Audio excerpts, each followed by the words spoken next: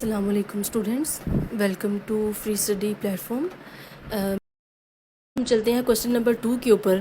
وہ کوشچن یہ ہے، یہ ہم نے ایڈریس کر لیا ہے، اب ہم نیکسٹ کر رہے ہیں کہ اتنا جو ہمارے پاس واسٹ نالج آ جاتا ہے، اب ہم اس کو میمورائز کیسے کریں، اس کو ہم گیدر کس طریقے سے کریں۔ اب آپ نے ایک JWT کا میگزین دیکھا ہوگا یا آپ ڈیلی نیوز پیپر پڑھتے ہیں، تو اس میں اتنے زیادہ آپ نے فیکٹ اینڈ فگرز اکٹھے کر لی ہیں، تو اب ان کو آپ نے کیسے آرگنائز کر کے اپنے پاس رکھنا ہے۔ ایسے تو اگر آپ لکھتے جائیں گے سیدھا سیدھا، تو آپ کے پاس تو بہت سے رجسٹر بھر جائیں گے آپ کے پیپرز کے اینڈ تک، تو کہاں پہ آپ کے پاس ٹائم ہوگا کہ آپ بیٹھ کے ان کو اچھے طریقے سے یاد کرتے رہیں، ان کو پھر سے ریوائز کرتے رہیں۔ یہ بالکل امپاسبل چیزیں ہیں، ٹھیک ہے۔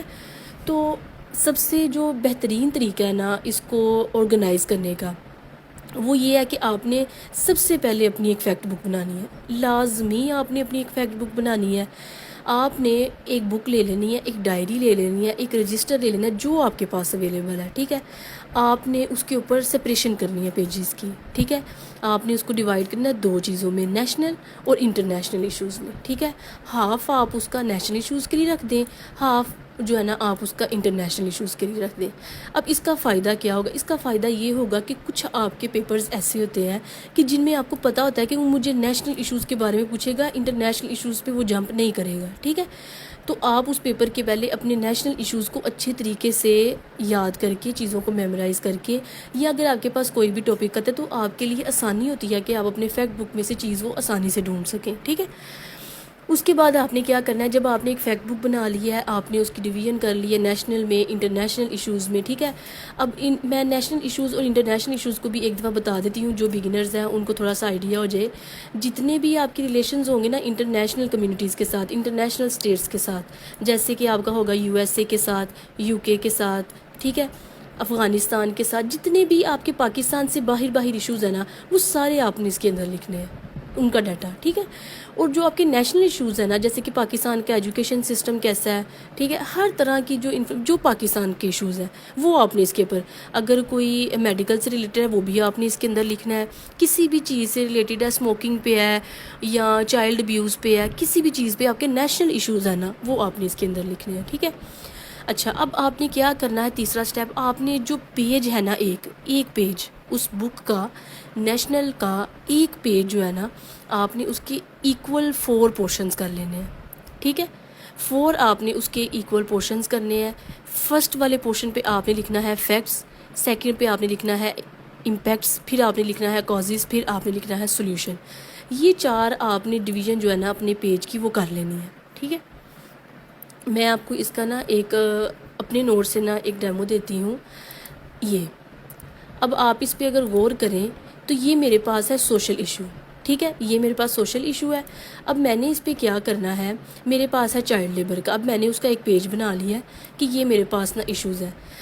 اب اس سے آگے جب آپ لکھتے جائیں گے، پھر آپ نے سوشل ایشوز کی ہیڈنگ دینی، آپ کو پتہ چل جائے گا کہ میں نے یہاں سے سوشل ایشوز جو ہے نا وہ اپنی سٹارٹ کر لی ہوئے ہیں۔ سب سے پہلے ہمارے پاس چائلڈ لیبر کا، اب ہم اس میں فیکٹس لکھیں گے، ٹھیک ہے۔ جتنے بھی آپ آرٹیکل میں سے، آپ نیوز پیپر میں سے فیکٹس نکالیں گے نا، 12 ملین چلڈرن جو ہیں وہ وکٹم بنے ہوئے ہیں اس چیز کے، چائلڈ لیبر کے، جتنا بھی ڈیٹا آپ کے پاس فگرز کی صورت میں ہے نا، وہ آپ نے ایک الگ سے پورشن بنا کے لکھ دینا ہے، ٹھیک ہے۔ پھر آگے آرٹیکل میں جیسے ہی وہ آپ کو کازز کی بات کرے گا، جتنے بھی آپ میرے لیکچر لیں گے، میں آپ کو ساتھ ساتھ بتاتی رہوں گی کہ یہ چیزیں آپ فیکٹس میں ڈال لیں، یہ چیزیں آپ اٹھا کے کازز میں ڈالیں، انہی کازز کا آگے جو اس نے امپیکٹس بتائے ہوں گے وہ آپ نے اس کے اندر لکھ دینے ہیں، اور جتنے بھی سولوشنز ہوں گے وہ آپ نے سارے اینڈ پہ جا کے لکھ دینے ہیں، ٹھیک ہے۔ اس کا فائدہ آپ کو یہ ہوگا کہ آپ جب اس ٹاپک پہ اگر آپ کو کویسچن کسی ٹیسٹ میں آ جاتا ہے یا آپ اس کی تیاری کر رہے ہیں پاکستان کے نیشنل ایشوز پہ، آپ نے صرف ایک پیج نکالنا ہے، آپ نے اس کے اوپر فیکٹس کو اچھے طریقے سے میمورائز کر لینا ہے، کازز آپ کے پاس الگ سے لکھے ہیں، انہی کازز کے آپ امپیکٹس بنا سکتے ہیں اور انہی کے آگے سے آپ سولوشن بھی بنا سکتے ہیں، ٹھیک ہے۔ اب اس ایک پیج کے اوپر آپ کے پاس ایک جو نالج ہے، جو آپ نے ڈیٹا گیدر کیا ہے، وہ اچھے طریقے سے جو ہے نا سیکوینس میں پڑا ہوا ہے، ٹھیک ہے۔ پھر آپ کو چیزیں ڈھونڈنے کی ضرورت نہیں پڑے گی۔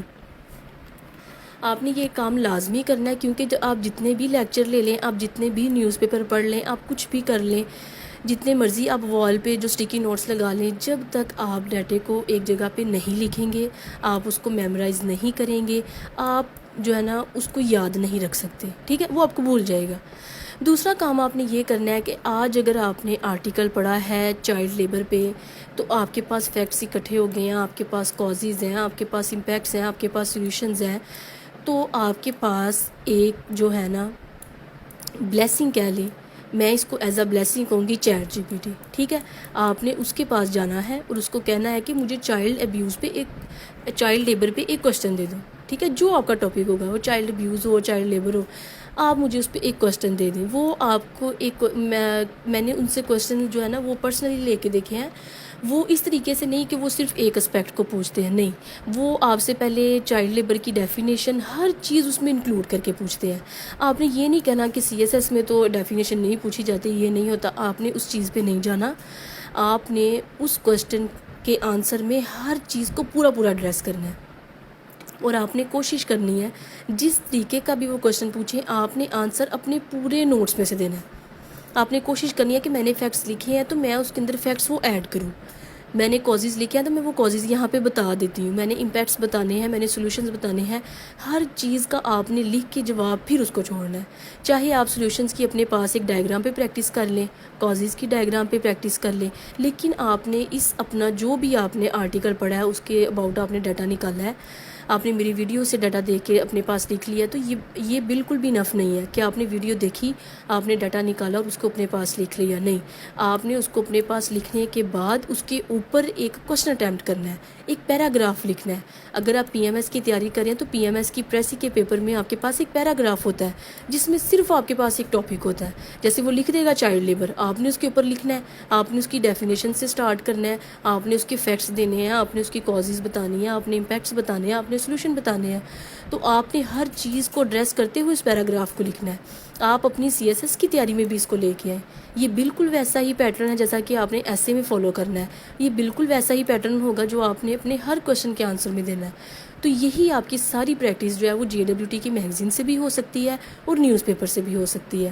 میں نے کافی اسٹوڈنٹس کو دیکھا ہے کہ وہ کہتے ہیں ہمیں سمجھ نہیں آتی کہ ہم ایسے کی تیاری کہاں سے سٹارٹ کریں. تو آپ اپنے ایسے کی تیاری یہاں سے سٹارٹ کریں. آپ جب short paragraph, short essays, short question answers attempt کریں گے پھر ہی آپ ایسیز کی طرف جا سکتے ہیں. ایسا کبھی بھی نہیں ہو سکتا کہ آپ جو ہے ڈائریکٹ ایسے کی تیاری کرنے لگ جائیں، آپ اچھی آپ جو ہے آؤٹ لائن بنا لیں، آپ انٹروڈکشن لکھ لیں، وہ پاسبل نہیں ہے پھر.